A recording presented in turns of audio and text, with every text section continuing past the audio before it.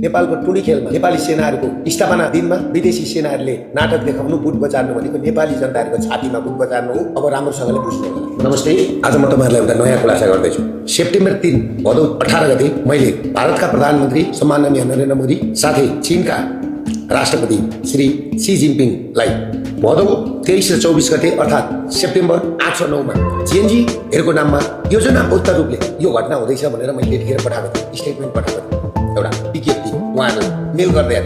आज त्यही कुरा पुग्दै गएको छ। अझै तपाईँ हेर्दै जानुहोस्। हिजो फागुन 3 गते शिवरात्रिको दिन सैनिक मञ्च टुडी खेलमा नेपाली सैनिकहरूको स्थापना दिवसमा विदेशी सेना, त्यसमा पनि अमेरिकन सेनाहरूले परेड खेलेको देख्नुभयो। यो सुरुवात चाहिँ एमसिसीको। अब एसपीपी पनि तयारी अवस्थामा छ। हिजोका पुराना दलहरूलाई प्रयोग गरेर एसपीपी पास गराइयो, हिन्दू राष्ट्र हटाइयो, राज संस्थाको अन्त्य गरियो, राजा वीरेन्द्रको वंशनाश गरियो, हिन्दू राष्ट्र हटाइयो, त्यस पछाडि नयाँ संविधान लागू गरिएर हिजोसम्म पुराना दलहरूलाई प्रयोग गरेर तपाईँको एमसिसी पास गराइयो। अब यी पुराना दलको काम सक्यो भनेर 84 को चुनावलाई 82 मै सारेर अब नयाँ पात्रहरू बालेन, रवि, कुलमान लगायत गगन थापाहरूलाई एक ठाउँमा ल्याउन नसके बिचैमा पार्टीलाई विशेष महाधिवेशन मार्फत उठाएर योजनाबद्ध रूपमा एउटै पैसाको दुईटा पाटो जस्तो बालेन पनि आफ्नै, गगन पनि आफ्नै बनाउने, विदेशीहरूको खास गरेर विदेशीहरूको सैनिक अखडा बनाउने, यो देशमा र नेपालमा दलाइलामा जन्माउने, टिबेट फुटाउने र भारतलाई टिकन नेक बङ्गलादेशको केही भाग लिने र नेपालको कोशीदेखि उताको 14वटा जिल्ला कोशी पारी लिने र चिकन नेक छुट्याएर आसाम, मणिपुर, मिजोरमसम्मको एउटा राष्ट्र छुट्टै कोकोल्यान्ड क्रिस्चियन राज्य बनाउने योजना अन्तर्गत यी काम भइरहेका छन्। र मैले सेप्टेम्बर 3 मै भारतका सम्माननीय प्रधानमन्त्री र चाइनाका महामहिम राष्ट्रपति श्री सी जिनपिङलाई यो स्टेटमेन्ट पठाएको थियो र म यो स्टेटमेन्ट खर पढेर पनि सुनाउन चाहन्छु। राम्रोसँगले सुनिदिनु होला। एकपल्ट होइन, तपाईँहरू 5 पल्ट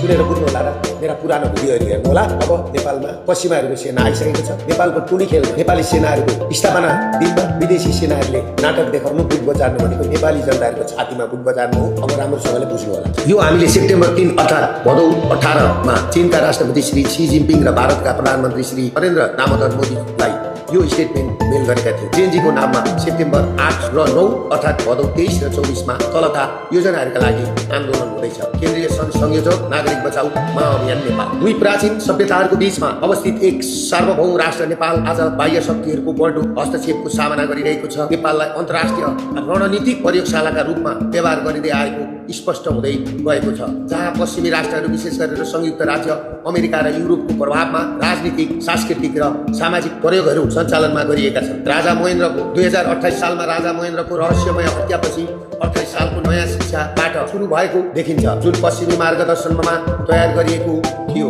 उक्त नीतिले योजनाबद्ध रूपमा नेपालको मातृभाषा र आदिवासी स्थानीय संस्कृतिलाई पछाडि पार्दै अङ्ग्रेजी भाषालाई प्राथमिकता दियो, जसले राष्ट्रिय पहिचानलाई क्रमशः कमजोर पार्ने प्रक्रिया प्रारम्भ गर्यो।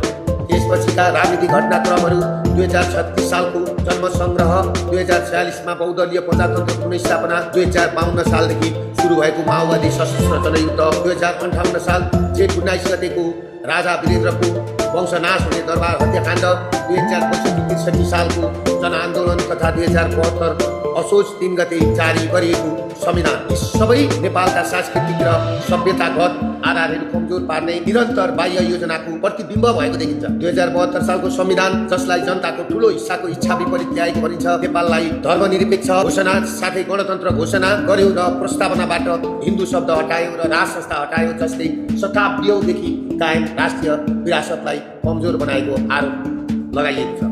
परम्परागत राजनीतिक दलहरू लामो समयदेखि यस रणनीतिक योजनाका रूपमा प्रयोग हुँदै आएको स्पष्ट भएको छ। अझ चिन्ताजनक कुरा के छ भने नयाँ उदाउँदा नेताहरू, राजनीतिक शक्तिहरू जस्तै गगन थापा, विश्वप्रकाश शर्मा, बालेन्द्र शाह र रवि लामिछाने समेत यस व्यापक राजनीतिक ढाँचामा अर्थात् योजनाबद्ध रूपमा प्रयोग हुँदै आएको देखिन्छ। यी नेताहरूलाई एउटै राजनीतिक मञ्चमा ल्याउने प्राय प्रयास भएको जनाइन्छ। यो सफल नभए आन्तरिक पार्टी विभाजनदेखि देखा पर्न सक्ने र नेपाली काङ्ग्रेस पार्टी विशेष महाधिवेशन तथा राजनीतिक प्रक्रियाबाट असामयिक विघटन हुन सक्ने सङ्केत गरिएको छ। यदि गगन थापा वा बालेन्द्र शाह सरकारमा प्रवेश गरे पनि उनीहरू पश्चिमी स्वार्थबाट प्रभावित, निर्देशित रहने धारणा व्यक्त गरिएको छ।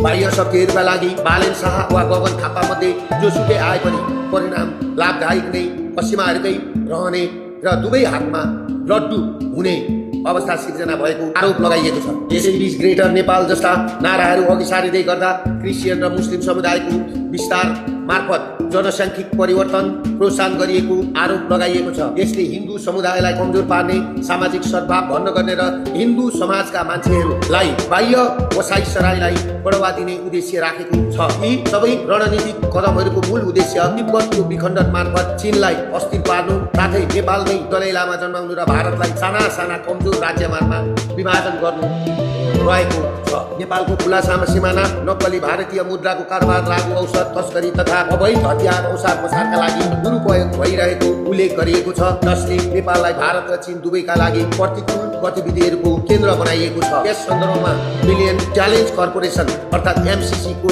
नेपाल प्रवेशलाई गम्भीर चासोका साथ हेरिनुपर्ने बताइएको छ। साथै रवि लामिछाने, बालेन्द्र शाह, कुलमान घिसिङ जस्ता व्यक्तिहरूको नेतृत्वमा नयाँ राजनीतिक मञ्च निर्माण गरिन सक्ने सङ्केत गरिएको छ। तर यी प्रयासहरू नेपालको सार्वभौमिकता र लोकतान्त्रिक आधार सुदृढ गर्नका लागि नभई पश्चिमी सैनिक रणनीतिक स्वार्थ अघि बढाउनका लागि नेपाललाई प्रयोग गर्न सक्ने आशंका व्यक्त गरिएको छ। नागरिक बचाउ महाअभियान नेपालको तर्फबाट म सम्पूर्ण नेपाली जनसमुदाय र अन्तर्राष्ट्रिय समुदायलाई यी विकसित हुँदै गरेका घटनाप्रति सजग रहन आग्रह गर्दछु। नेपालको सार्वभौमिकता, सांस्कृतिक विरासत र सभ्यतागत पहिचानको सम्मान हुनुपर्छ। दक्षिण एसियामा शान्ति, स्थिरता र सद्भावमा खतरा पुर्याउने कुनै पनि बाह्य एजेन्डा र एजेन्टका लागि नेपाललाई धार भूमि बनाउने प्रयास अस्वीकार्य हुनुपर्छ। नेपालको कुनै खेलमा नेपाली सेनाहरूको स्थापना दिनमा विदेशी सेनाहरूले नाटक देखाउनु, बुट बजार्नु भनेको नेपाली जनताहरूको छातीमा बुट बजार्नु हो। अब राम्रोसँगले बुझ्नु होला। नमस्ते।